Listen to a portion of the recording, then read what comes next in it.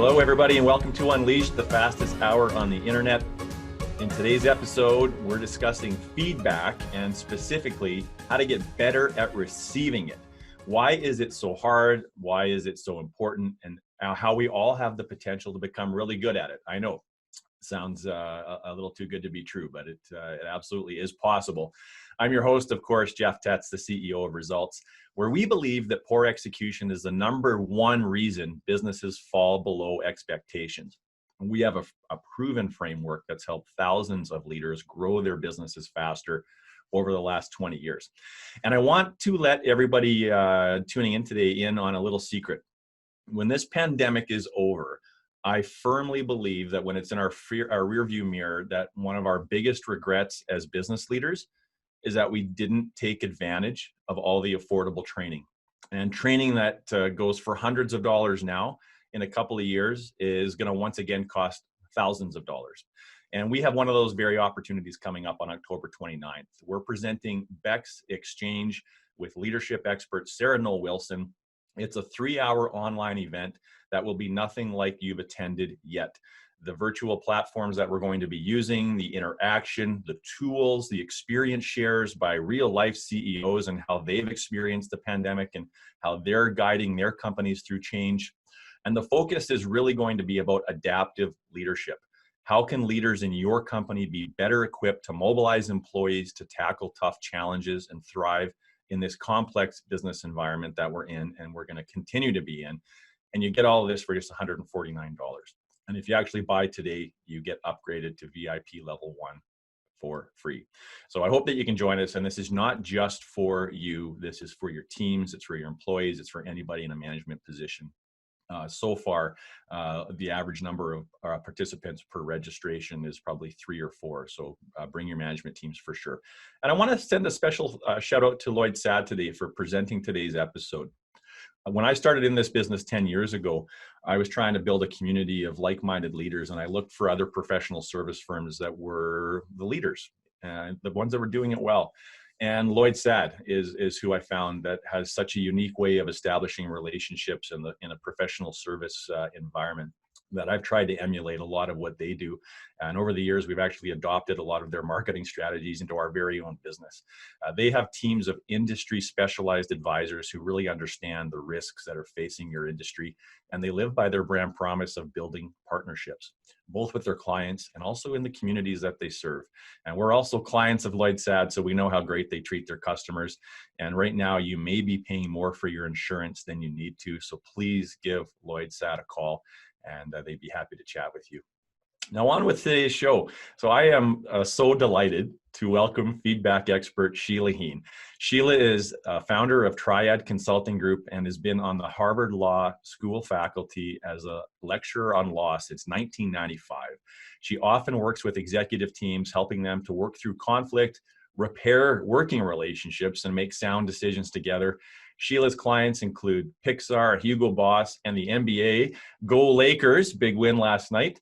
She's even provided training for the Obama White House, and wouldn't that have been interesting? As far as I know, she does not work on presidential debates, but I wish that she did. And Sheila has spent more than 20 years with the Harvard Negotiation Project developing negotiation theory and practice. She specializes in particularly difficult negotiations where emotions run high and relationships become strained. She is a co-author of 2 New York Times bestsellers, Difficult Conversations, How to Discuss What Matters Most, and then the most recently released bestseller, Thanks for the Feedback, The Science and Art of Receiving Feedback Well. And she's appeared on shows as diverse as Oprah and The Gordon Liddy Show, and she's spoken at the Global Leadership Summit, Apple, Google, and at Microsoft. She's a graduate of Occidental College in Los Angeles and Harvard Law School. And on top of all of that, she is schooled on a daily basis in negotiation by her 3 children. Sheila, welcome to the show. Thank you. I'm delighted to be here and to find my unmute button. Yes, as we all get used to living our lives on Zoom. That's right, and I've enjoyed the human element of it, and without everything going on pandemic related, we wouldn't be having this conversation today, and we very much appreciate you making time to join us. And I know the audience is excited to hear what you have to say. And before we sort of jump into some of this conversation, I have so many questions for you. I just want to let you know that your book, it's one of the most impactful books I have read in a long. Oh, And wow. so I could not, and I was telling you sort of in the pre-show, I had a hard time getting through even 2 or 3 pages without having to put it down, think about what I just read, and think about Hmm. all the situations I've been in my life where I wished I had read that book sooner. So it's a very Wow. impactful read, and we are excited to give some copies away to the audience today for filling out the feedback form. So we're really, really looking forward So to. Jeff, you can't see this, but I do have goosebumps. That's like the best feedback we could possibly get, because our aspiration when writing thanks for the feedback and difficult conversations, it takes us a long time to write a book, but part of that is because we really feel like the book is the conversation with the reader, right? And that our highest aspiration is that we can capture something that people can pick up and use right away. Yeah, So thank you for that. yeah. It's really helpful, because all the angst that goes into trying to do that. It's encouraging. It's Yeah, no, encouraging. I can appreciate that, and you're very welcome. And it does such a good job of weaving in some simple tips and tools and tricks that you can start using immediately, but also the stories that you tell. I feel like almost every story that you tell in the book, I have been in at one time or another in my life or in my career. Yes, well, your friends and family are in the acknowledgments. I don't know if you know that, but yeah, it was written. It was written specifically Yeah, about you. you interviewed Yeah, all of my ex-girlfriends. I that's right. That's right. absolutely. So maybe where we'll start, Sheila, is I was really curious about how did you get so curious on the Mm, subject of feedback? So why have you devoted such a large portion of your career understanding this and then helping others understand it? yeah, that's such a great question. I certainly didn't think that's where my career was going, particularly since the word feedback is not a particularly appealing word, right? Like the minute somebody says, "Hey, you know, can I give you some feedback?" Of course, you're supposed to say yes, of course, and your internal voice is like, "No, go away." so so I think that those conversations are hard for all of us, and if I think about how did I end up here, I think I need to rewind, 10 or 15 years, because we were really going around the world teaching leaders how to have difficult conversations, and what we started to notice is that feedback conversations were coming up a lot, like 100% of the time. And so we were spending a bunch of our time, as we were helping leaders with difficult conversations, a big subset was feedback conversations. And we spent a lot of our time focused on, how do we help leaders give feedback more skillfully and more frequently and more clearly. And that was helpful, but we started to notice it wasn't totally solving the problem. And so that when we go back and ask, like, how are those conversations going, they're like, well, a little better, but I tried to be skillful and clear, and they were still defensive. And I'm not sure all of the time and emotional energy I put into the conversation was worth it. And so that, I think that's what got us curious. Like, when our advice doesn't work, Yeah. it's feedback to us, Uh-huh. first of all. And the first instinct is to be like, well, you probably didn't do it right, or, something's wrong with you, or maybe something's wrong with them, but something's definitely not wrong with my advice. Um, but eventually I think I've learned to get curious, to think, so everything I can think of that might be helpful is not helping. What's that about? What are we missing? And honestly, it was Doug, it was my co-author, Doug Stone, who one day said, well, hold on one second. Maybe we're missing a whole half of the equation, right? Because we're Mhm. focused really on the givers, but in any exchange, there's a giver and there's a receiver. And the receiver is the one who's in charge, right? Because they're the one who decides what they hear and how they interpret it, and whether they take it in, whether they decide to change or not. And so maybe we're going at this backwards. Maybe we need to really try to understand what's so hard about receiving feedback for all of us, both formal feedback like performance reviews and grades and whatever, but also just all the little informal, indirect signals people give us all the time and unsolicited advice they give us that give us clues in terms of how we're impacting them, for better and for worse. And so if we think of feedback as sort of my relationship with the world and the world's relationship with me, then I'm surrounded by feedback all the time. And although I feel like I don't get enough of certain kinds of feedback, I think one question is just, am I paying attention? And we started to get curious about, why is it so hard to take in other people's perceptions, thoughts, advice unsolicited? Why is it that we feel so defensive? And what if receiving feedback is actually a distinct leadership skill? Now that gets really interesting, that if I get better at receiving feedback myself, not only do I accelerate my own learning, but I actually role model it for everybody around me. And so what's become clearer to me over the last however many years, it's been now 8 or 9 years, is that the fastest way to change any feedback culture is for the leaders to become better receivers. Yeah. Because they automatically become better givers, but they also are signaling what they value, and they're showing people how to do it. Yeah, absolutely. Well said. And Sheila, I think that the other thing reading your book is that feedback is very complex. So there's a lot to, Yeah. and to get good at it, I can appreciate it will take years and years of practice and making some mistakes and learning from those. But I think in the hour that we have today, there's probably two things that I hope that we can accomplish is make it easier for people to navigate those conversations better. And then the second part is for senior leaders to become more capable of creating an environment where people feel comfortable to give them feedback. I know that's a big concern for me, is I worry about walking around unknowingly with all of this feedback around me, but none of it being directly given to me. Yeah. They're talking to each other about it. That's right. about Yeah, that's what right. they wish you would change, right? But they're Yeah. not necessarily telling you. And I think as a leader, a senior leader especially, people are hesitant to give you candid coaching. And so in this funny way, you have to have actually more and more advanced skills in order to solicit or elicit honest and helpful feedback. Yeah. Yeah, absolutely.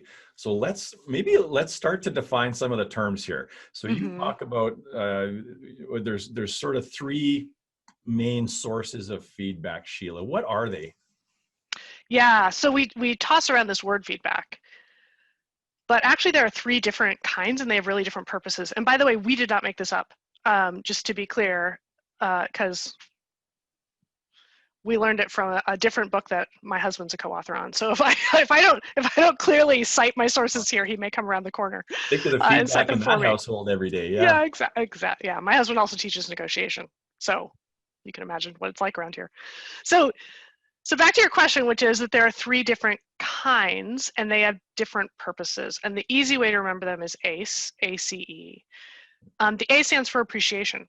And appreciation just says, like, I see you, I get you, I notice how hard you're working, I notice what it's costing you to deliver what you're delivering. Appreciation plays a huge role in motivation, employee engagement. It's why we get up and turn on Zoom again the next day, because somebody actually is noticing and valuing what we're doing and what we're bringing to the team. The second type is a coaching, coaching. Part of what's interesting is the relationship between appreciation and coaching. So coaching is really in anything intended to make you better, improve your knowledge, your skill set, your effectiveness, your efficiency. Coaching is sort of a term of art these days in the business world to mean an elicitive way to help someone learn. That's included, but we actually also mean the bigger category. Like if it's intended to try to make me better, advice, correction, whatever, that counts as coaching. The relationship between coaching and appreciation is interesting because one of the most common hurdles or obstacles to me being willing or receptive to your coaching is whether or not I feel appreciated by you. Right. Right? Like if the first thing you have to say to me after 6 months is something you want me to change, like, Screw you. Am I allowed to say that on the show? You can say that. You can say worse. You can say worse. Yeah, we'll let you say worse. But yes, no, your internal voice is often profane, right? Like, and by the way, the title, Thanks for the Feedback, is intended to capture that conflicted feeling we have about feedback, right? To both mean like, yeah, thanks for the feedback, go away. Yeah. Thanks, but no thanks. And a place where I get to a genuine sort of gratefulness and appreciation for the fact that you were willing to take a risk and give me some coaching, which now I think was actually spot on or really helpful. So we've talked about two: appreciation, coaching. Coaching is the engine for learning and growth and improvement, and collaboration, continuing to improve as we collaborate. When people talk about creating a learning culture, they're really talking about creating a culture of mutual coaching and learning. And then the last one, E, is evaluation. And evaluation rates or ranks you. It tells you how you're doing against some set of expectations or some scale or criteria. Where do you stand? Are you on track? Are you, outperforming? Are you a superstar? Are you falling short? Grades obviously are evaluation. Performance reviews are evaluation. But evaluation is also any time we're making some kind of judgment. Like, is this ready to go out to the client? Is asking, what's your evaluation of where it stands and whether it's ready against mine? Because I have standards for whether it's ready. Yeah. So we're actually evaluating every day also. But evaluation is the one that is the most emotionally volatile for many of us, right? Because we feel judged. Right. It's one of the reasons why performance reviews are so fraught, which is that we mix up these three kinds of feedback. So actually, we think that everybody needs all three kinds of feedback, but you need different kinds at different times. And one of the mistakes that we make, unintentionally in most cases, is that we save up all of our appreciation and our coaching and we dump it all into the evaluation conversation at the end of the year. And then I'm having such a big reaction to the rating or the evaluation, which, feels fair or unfair or better or worse than I expected, that it drowns out my ability to really hear the coaching. And sort of the appreciation is pro forma. You have to say something nice before you whack me, so I don't really hear that either. Right. Yeah. You're bracing yourself for it. Now, yeah. You also mentioned this term across transactions, and so if I reach out to an employee and they're expecting some appreciation, and all of a sudden I launch into some coaching or I launch in to some evaluation, that's very problematic. Why does that cause so many problems, Sheila? Well, so one of the things that was really interesting to notice is that we use this catch-all term, right? So when someone says, hey, do you have any feedback for me? Or I could use some feedback. The thing that is most important is to pause to say, help me understand what would be most helpful. Because sometimes people say that and what they want to know is, do you have any feedback for me? Like, do you notice how I am killing myself here and feel burned out and I'm working through my weekends, and does it matter to you? And that if you then offer them, oh, well, here are some things I want you to change, now they feel actually even worse afterwards. Yeah. If they were hoping for, hey, what could I do better? And what you do is you say, hey, you're doing great, which is an evaluation. Then that leaves me also feeling sort of empty. And so part of the power, I think, of ACE is to get us aligned. Like, what is it that you need more of that I can provide? And by the way, as a leader, the first step is actually to do a self-assessment. How much appreciation do I feel like I'm getting from the people around me? How much coaching am I getting? And how clear am I on how we're doing, how I'm doing? And then figure out, well, given my answers to that, which kind would I like a little bit more of and where might I get it? And to break out of the assumption that it has to come from someone above you. Some of the best coaching, actually, or even evaluation, can come from people below you or from peers. Yeah. How are we doing? What could I change that would make a difference to you, et cetera? But the first step is to really get clear on what is our purpose in this conversation. What kind of feedback are we each hoping for? So when do you state that? So if I have some feedback for somebody, should I be phoning them and saying, I want to schedule a feedback appointment with you, emailing them, telling them what the purpose of the meeting is. A lot of times feedback happens in the hallway, off the cuff. Like Yeah. what is the best way to set up a feedback conversation? Well, so one thing I would say is that ideally appreciation and coaching should be happening year round in little bite-sized chunks, right? And you don't have to wait for the meeting to send over some appreciation. Yeah. If it's sincere and genuine, and partly that means it's specific. I think one mistake we say is like, that was great. So by the way, let's talk about the difference between appreciation and positive evaluation. It's not that evaluation is always negative, but positive evaluation, like, that was the best episode you've ever done, Jeff. That doubles as appreciation. Right. But there are some things that are just pure appreciation. There's no evaluative component. Like, hey, thanks for getting this to me on Monday. I suspect you sacrificed part of your weekend. It means something to me. I don't know if it's ain't good yet. I haven't looked at it, but that would be pure appreciation. So how do you I think I've lost track of the question. How do you distinguish what kind we're going to talk about? What's the best way to set it? What's the best way to schedule a feedback meeting, and then how do you clarify what the intention of that feedback discussion is going to look like? Yeah. So I think being clear what you have to offer is helpful. Okay. So I wouldn't hold back to send the appreciation. Yeah. Send it. You might also say, hey, I had a couple of ideas that might make what you're doing even better next time. Or I had a couple of suggestions on the draft you sent me.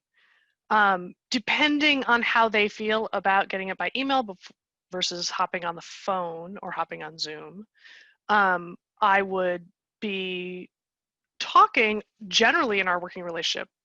How do you want to, what's helpful to you as we have coaching for each other? Is it okay to send it by email? Talk to me about when and how to give it to you when I have it, and I'll give you some thoughts on how to give it to me, because I do want to hear your coaching and input. And that way we can kind of get on the same page about it.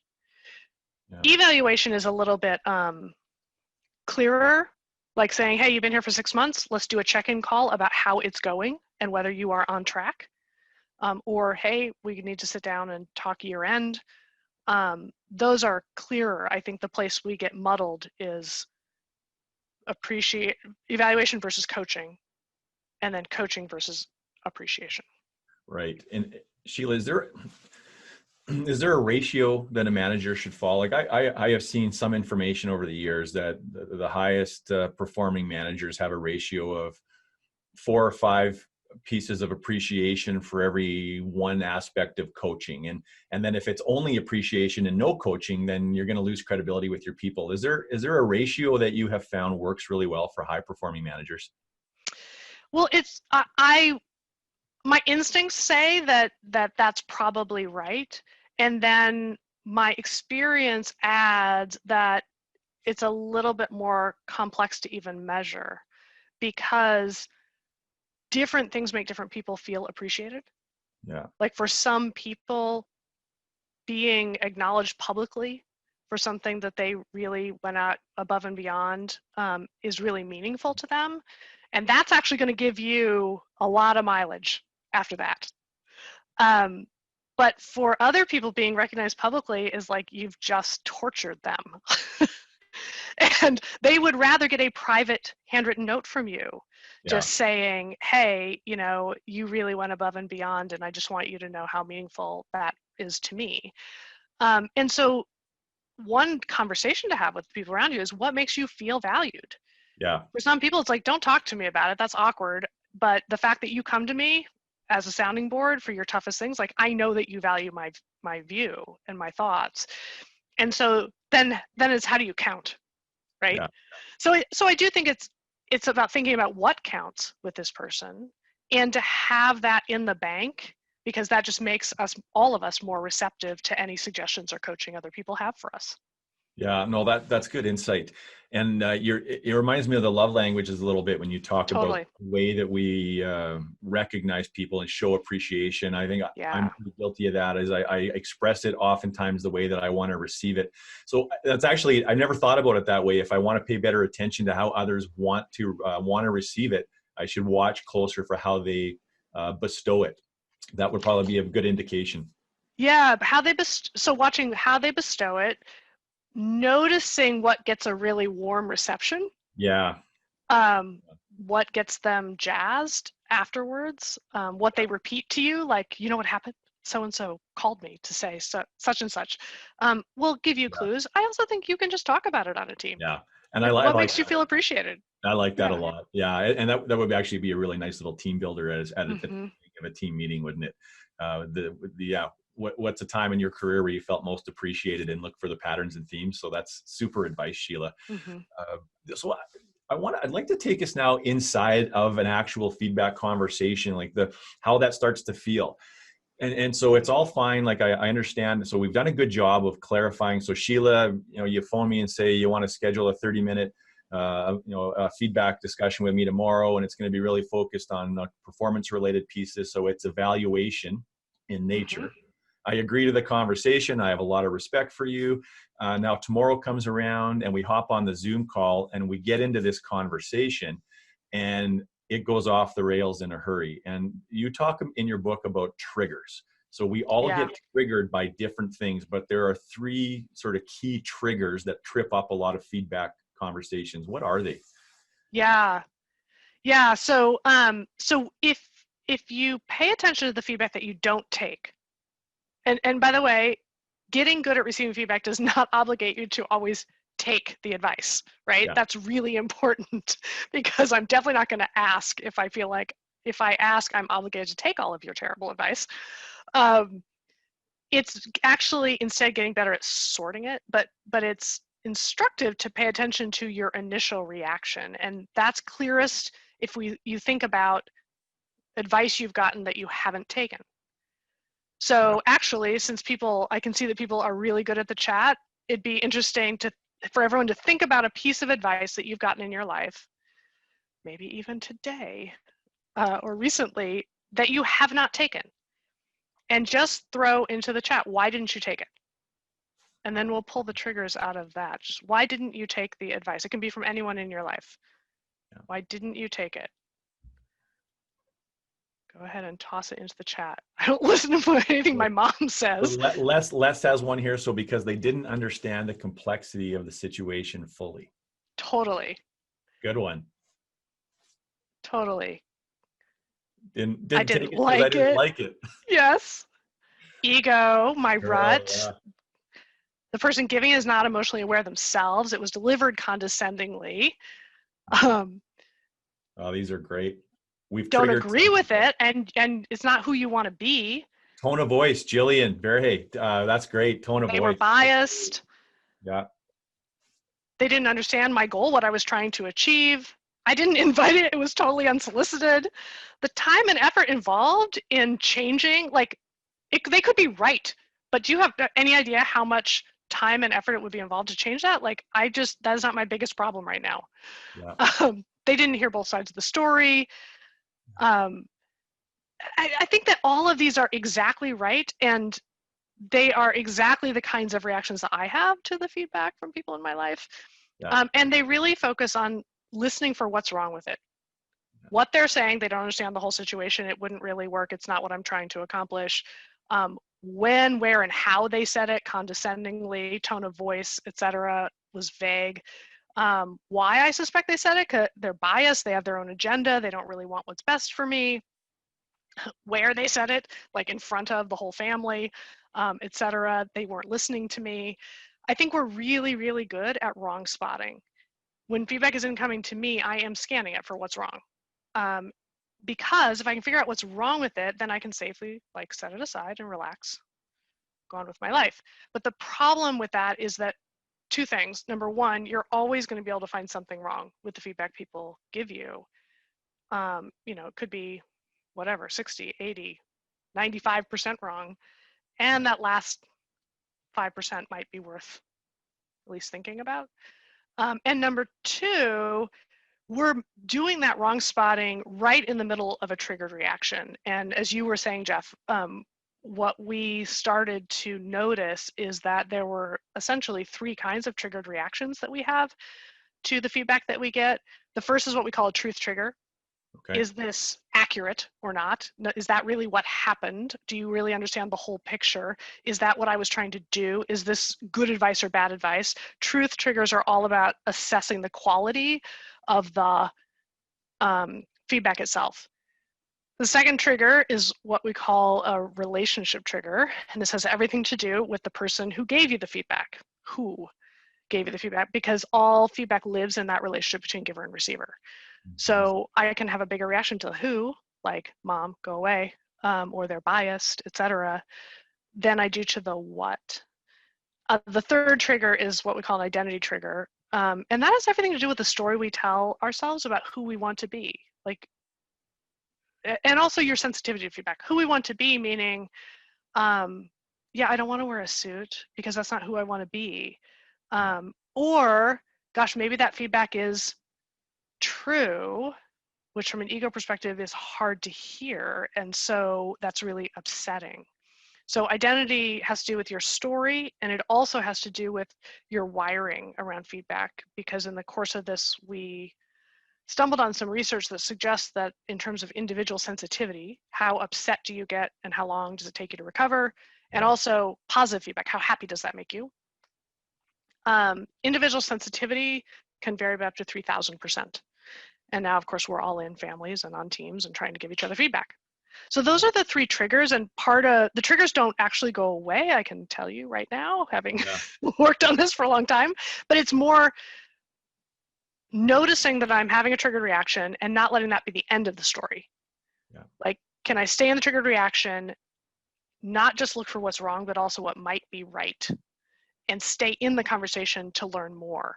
Later, I can decide what I want to take out of it and try out and what I want to leave behind, but being good at receiving feedback means sticking with the conversation to understand it better before you decide any of that.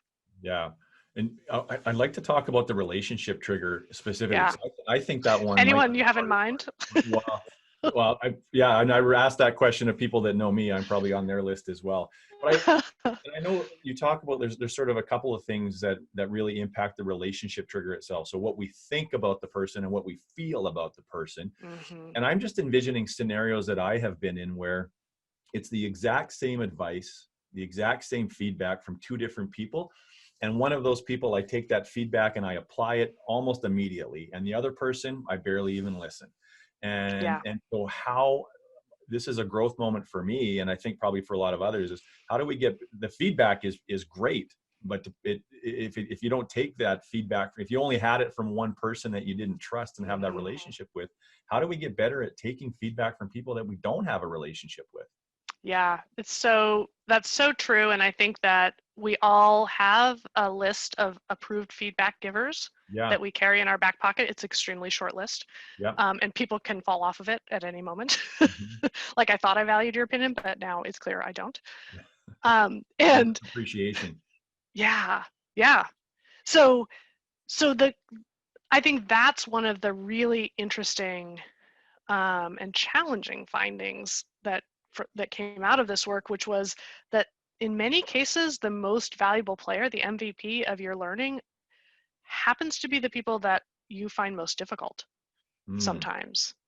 Because the people that you have an easy working relationship with, if you ask them, hey, what feedback do you have for me? 2 things are true. One, they don't want to risk that relationship by maybe telling you something that would make things easier for them. But secondly, they may not see your edges, actually, because you just may have a more naturally complementary work style together. And so you work easily together, and they don't see your edges the same way that someone you actually have more challenge with does see your edges, right? They kind of bring out your worst. And so asking them, hey, what's one thing that if I changed it would make a difference to you or make a difference in how we work together? They'll also surely tell you, right? And so that question even though I don't like you, I don't want to be like you, I don't necessarily trust you, irritatingly, occasionally those people actually do have valid or valuable input that would be helpful if we were willing to actually consider it. Don't admit it to them, but Yeah. definitely, Yeah. definitely consider it. Yeah. So what do we do in the moment, I suppose, when when we're getting triggered like that? How do we sort of calm ourselves down or get ourselves in the frame of mind that we're actually prepared to listen to somebody like that? Yeah. For me, it mostly has to do with reassuring myself that I don't have to decide right now whether I agree with them or not. Mhm. It's like I reserve the right to disagree and reject until later. Um, so that I just think to myself, okay, first I just have to understand. I have to understand what they mean, both looking backwards, what has happened that has led you to say this to me? Like, can you give me examples? Where there's something you expected me to do that I didn't do, et cetera. And or asking them some questions looking forward, like, if I were to follow your advice, what would I change? What is it specifically that you think would help? And then we can start to hone in pretty quickly on like what they mean. And it may be something different than I initially assumed, maybe smaller than I initially assumed, or it could just be different than I initially assumed. And so negotiating with myself, like I can always reject later. I don't have to reject now. It helps me stay in that place a little bit longer. Yeah, no, that's good advice. I I've found it useful if you're intentional about the kind of leader that you want to be and the type of environment you want to create. There can still be incongruency in what people say and what they do.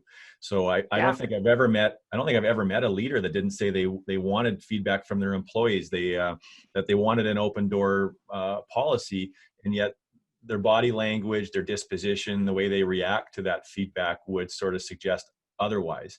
And I don't know if it's helpful for anybody else, but lately I have found with me that anytime someone takes the courageous step to reach out with feedback, I'm telling myself how excited I am that the environment that we're trying to create is unfolding, even though what you're telling me makes me want to, quit my job sometimes and question how good I am at it. So even just using that language of being excited, I have found and drawing it back to the ultimate goal of the kind of culture you're trying to create can be helpful to try to disarm some defensiveness, I think, that can pop up.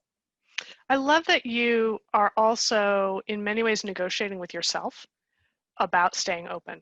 Interesting. Because if someone reaches out to take the risk to offer you feedback, then they're paying pretty close attention to how you respond. Yeah. And sometimes even responding in a way that's very candid by saying like, wow, this is, if what you're saying is right, that's upsetting. That's hard for me to hear. Mm-hmm. It actually, you're not saying yet whether you agree or disagree, I don't know yet, but you're signaling to them that, number one, I hear what you're saying and I'm working to understand it. And Yeah. number two, it matters to me. Wherever we land ultimately Yeah. on it, it does matter. And I appreciate that you took the risk to have the conversation. Yeah. Yeah. And I am just finding pandemic specifically, Mm-hmm. there has to be so much more autonomy in decision making. Mm-hmm. Autonomy in the tasks that we carry out every single day for all kinds of reasons. Some companies have had to downsize, as an example. Other Mm-hmm. companies are trying to do a lot more with no more resources, and inevitably you're going to have these communication breakdowns, and communication breakdowns are inevitable.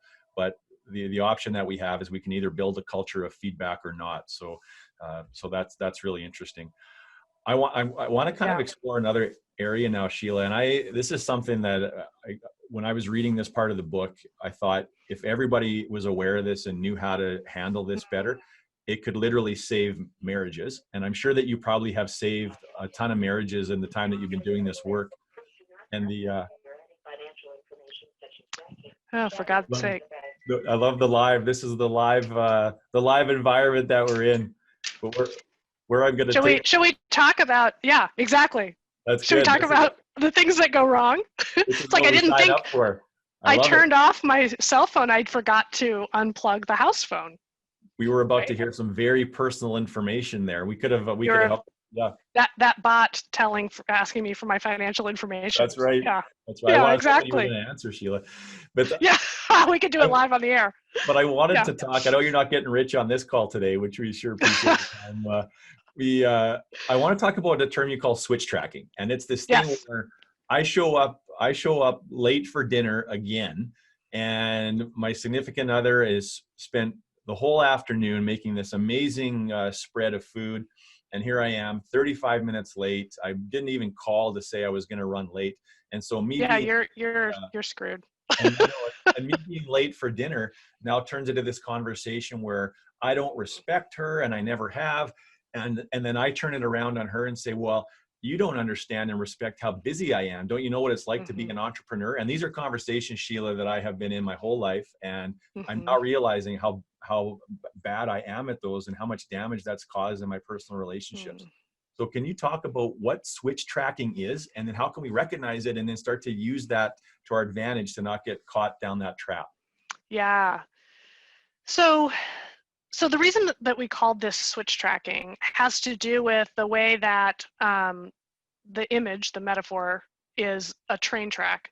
And when you come to a switch, the train can smoothly transition to a different track, or it can continue straight on the original track. And that is the metaphor for what happens. And this is one of the most common patterns when feedback conversations kind of go off the rails, if we're going to continue the metaphor, which is that somebody comes in and they have feedback. So your significant other has feedback about the fact that you are late and completely unappreciative of all of the effort and thought that she has put into this meal.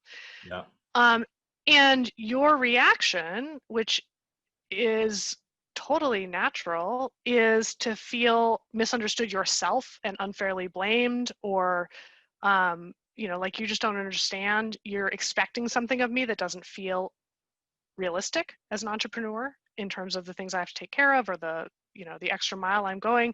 And so what happens is you're actually introducing a second topic, which is, do you understand the pressure I'm under and appreciate what I'm doing? What's interesting is that it sounds like we're both talking about dinner and lateness, but actually you're talking about two different topics. One is whether she feels seen and appreciated, and the other is whether you feel understood and maybe appreciated. And what's happening is that you've switched to a different track. That's what the conversation is about from your point of view. She's still on her original track and feeling like, see, you don't even hear me now. And you're getting further and further apart in the conversation. And this, once you notice switch tracking, when we've actually got two topics, it happens all the time. yeah, I was actually working on the switch tracking chapter and picking my son up after practice each day, my eldest. And he would get in the car and say, like, you're late. And I would say, don't talk to me that way. And it took me like 3 weeks of working on that chapter to realize, oh, wait a minute, I'm doing it to him. I'm changing the topic to how you talk to your mother and whether you appreciate, that I'm setting aside what I was working on so that you don't have to ride the late bus. But in doing so, I'm wiping his topic off the table. And yeah, so the answer is to notice it and then bookmark it. Sort of, we call it road signposting. yeah, I can't use language this morning. Signposting, to basically say, okay, so it sounds like we have at least two topics to talk about. And it can be as simple as that. So the skill is sort of the noticing and the naming, so that we can figure out which one do you want to talk about first. right. And I think the recommendation that you had was, if you notice that there are two distinct topics, stay on the first topic first, deal with that one, and then come back to the second one after, unless that second one is really emotionally charged and it's clear that you got to go down that one first. Yeah, the general advice is, if they've raised something with you, there's obviously energy behind it. So maybe name it, like, okay, and then I want to talk about how you talk to me. Yeah. But going back to theirs is usually good advice, because right now the bottom line is we have two givers here and no receivers. Yeah. You have feedback for me. I, by the way, now have feedback for you. And so just let them go first, unless your reaction is so big or so important that you just can't listen. If I can't be a receiver right now, then actually I feel like I need to put mine first if you're willing to actually listen to it. So it's a Yeah. negotiation. Yeah, and it's relying on at least one of the parties staying rational and keeping the end in mind. And when emotions are Hmm. running high, is there anything at all that we can do to switch our brains back to being more rational and being calm? Do you have any suggestions for that at all? Well, I think the noticing does help, right? Yeah, The noticing and the naming actually engages the part of your brain that has to name. So you are actually putting a label on something that you're feeling. We occasionally work with people, negotiators, leaders, et cetera, and part of what they want to work on is I need to have this really big conversation, and I'm afraid I'm going to get emotional. I'm afraid I'm going to, yeah, yell or start to cry.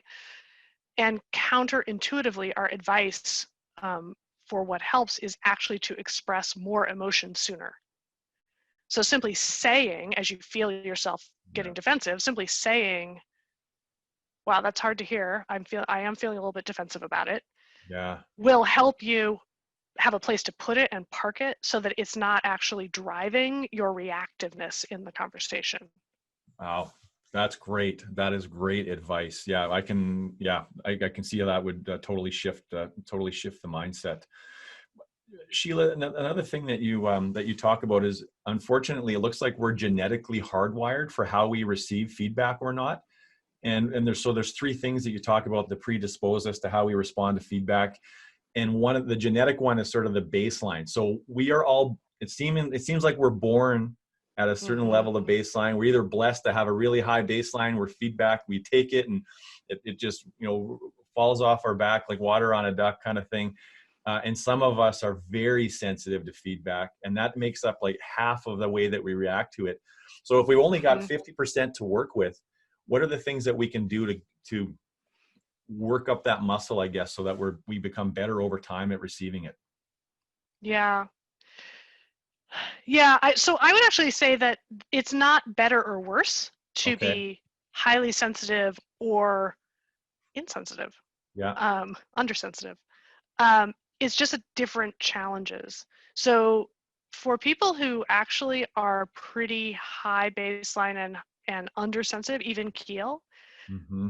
part of the challenge is that people can be trying to give you feedback, but unless they are really direct, it's not getting through to you. So you're not hearing it, or you do hear it and you have the best of intentions, but it doesn't stick in your memory. So you're like, oh yeah, I'll that's important, I'll work on that. But by next week you've forgotten it because memory is highly correlated with emotion. Yeah. So if you tend to be on the more even keel side, you won't get as upset and you'll bounce back quicker, but you're going to actually have to set up mechanisms to keep things front and center that you're working on. And you probably need to coach people to be direct with you.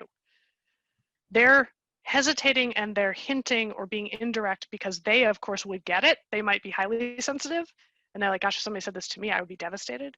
So they're Yes. not saying it so that you can understand it. And then, of course, now let's talk about being highly sensitive. Um, so Doug and I are probably at opposite ends of the scale. I'm probably more toward the even keel end. I can get very upset, but I'll bounce back relatively quickly, Yeah. usually. Um, Doug is at the highly sensitive end, and he would say that if you're not sure whether you're sensitive, you aren't. Because he said for those of us who are highly sensitive, like you're always scanning for like, are they hinting that they're mad at me or there's a problem or what did I do? And sometimes the hardest feedback is feedback we have for ourselves, no matter who you are, Yeah. right? Which is upsetting. So Yes. what to do? There's a whole chapter on dismantling distortions. So if you're really devastated by a particular piece of feedback, it can kind of get supersized. Like it's not just this one thing, it's everything. It's not just now, it's forever. I've never been good at this. I'm never gonna get better at this. I've never done anything right. And in that place, it's actually quite hard to learn. So one of the things, and a lot of this has to do with Carol Dweck's work around shifting from a fixed mindset, like this is just how I am. Yeah. So feedback is like verdict about Yeah. whether you're good enough, smart enough, capable enough, versus a growth mindset, which is, feedback's giving me a sense of where I'm at now and what I might work on next. So part of it is that story you're telling about what does this say about me, and part of it is that can help is what we call a containment chart. So it's just making 2 columns on a piece of paper and saying, what is this feedback about? And what isn't this feedback about?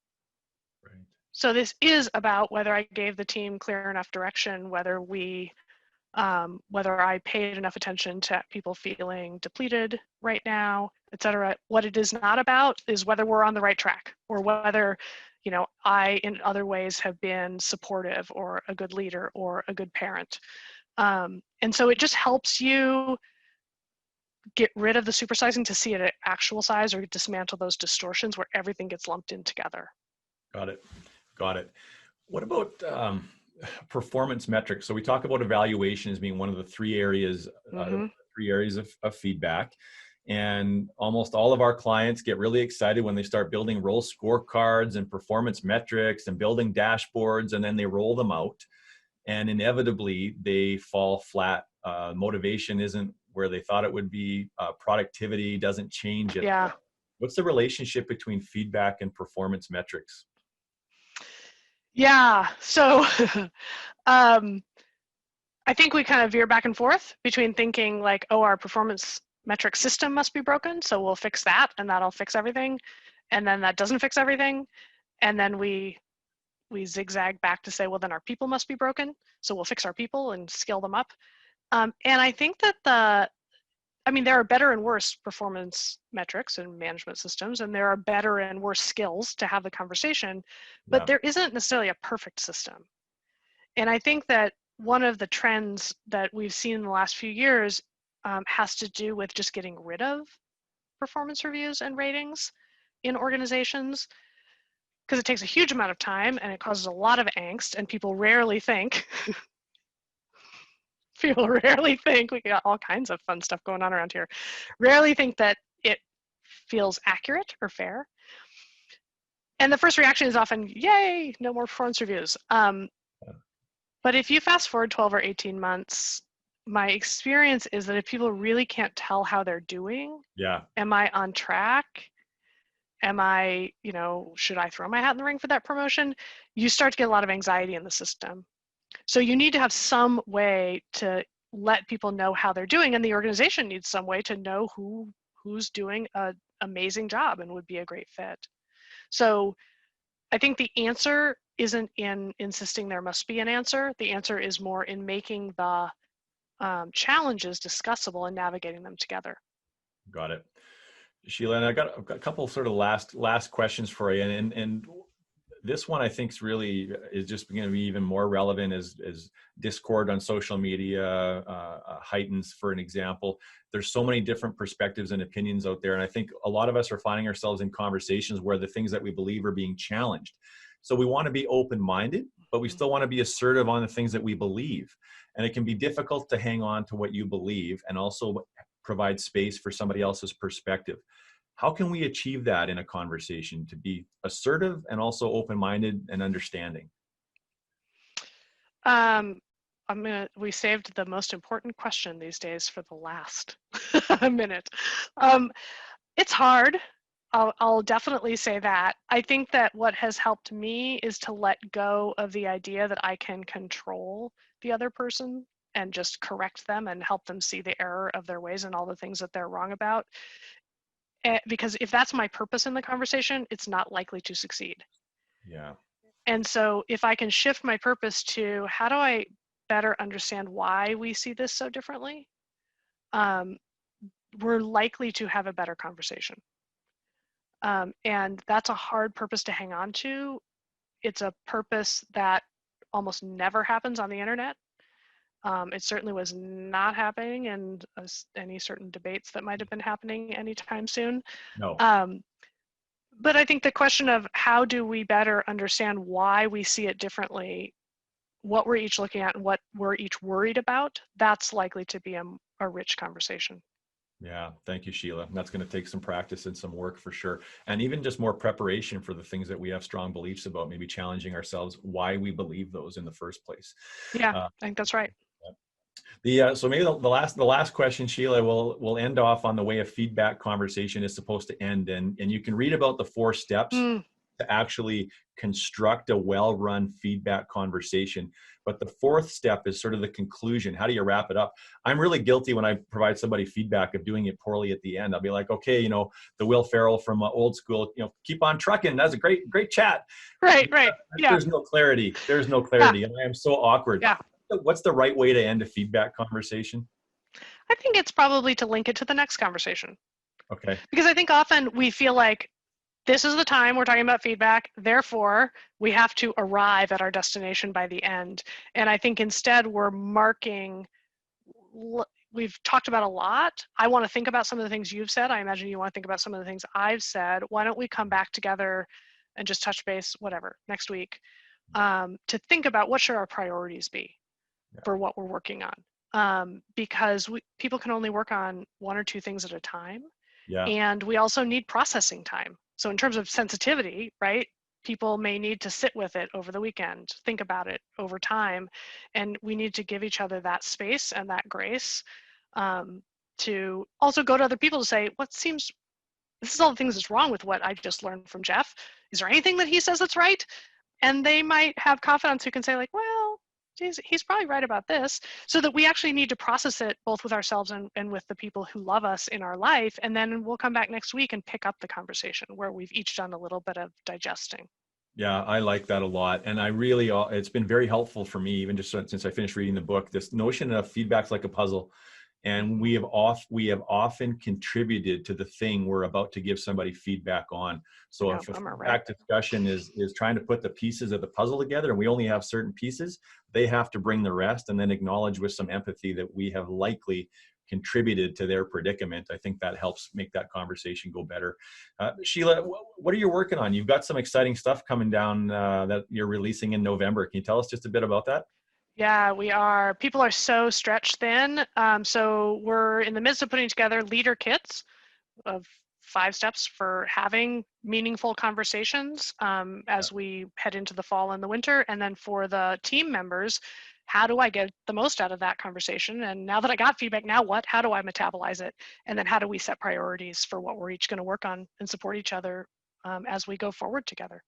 Very timely, very helpful. We have a bunch of questions that came in that we couldn't get to today, Sheila, and we're going to make sure that those questions get answered one way or another. We didn't even scratch the surface of what we could have discussed today, and I just want to encourage everybody watching live or on the podcast afterwards. Grab a copy of Sheila's latest book. Thanks for the feedback. It's one of the most impactful books I have personally read in a very long time. And I know it will change the way that you receive feedback. If you want to stay in touch with us and with Sheila, you can connect with her on LinkedIn. And if you're very, very nice, that she'll say yes and accept that. You can find her at Triad Consulting Group. That website is filled with resources for you to leverage as a leader, not just for you, but for your teams and for your employees. So find her at triadconsultinggroup.com and just tons of information there. And if you have questions, in addition to the ones that were asked on the show today, you can get us at info@unleashresults.com. And the recording, of course, will be up on YouTube. It'll be in our blog at unleashresults.com/blog. And we just launched on National Podcast Day yesterday, our very own podcast. You now consume them on the various platforms where podcasts are available. And after the show today, when you fill out the feedback, you're going to have a chance to win a copy of Sheila's book. So we are giving away a couple of copies of Sheila's book. And in terms of looking ahead to the future, so we are going to be launching the Bex Exchange event on October 29th with Sarah Noel Wilson. As I mentioned at the start, there's such an incredible opportunity right now to take advantage of affordable training. So we're so lucky to have leadership expert Sarah Noel Wilson joining us for a very fun online event. It's going to be unlike any online event that you probably participated in yet. Lots of interaction, stories from actual CEOs of how they've been navigating this change with their teams, and tools to help your employees, your managers navigate this relentless world of change that we are in. So giving them tools to build really high performing teams in their own environment. And then next week, we have got Buster Benson. And Buster Benson worked at Twitter. He worked at Amazon. And he was a product development leader. So he got used to these really complex environments, working in a technology world where there were so many different perspectives on what was the right platform for Twitter, what was the wrong platform for Twitter, how is Amazon going to tackle overseas markets versus other ways that they could go after growth, and what those strategies were. And along the way, he became really good at bridging those conversations. So he's got a book all about the art of productive disagreement. His book is called Why Are We Yelling? He's joining us for an hour next week to show us how to take very different perspectives and find the commonality so that we can make better decisions together. What a fascinating guy he is with some really cool stories, and he'll share those with us next week. Thanks for joining us today. And in the meantime, be open to feedback, be curious, ask good questions, and don't be so fast to discard that really useful piece of feedback from someone that you might not quite have the strong relationship with. Thank you once again, Sheila. Take care, everybody. Bye-bye.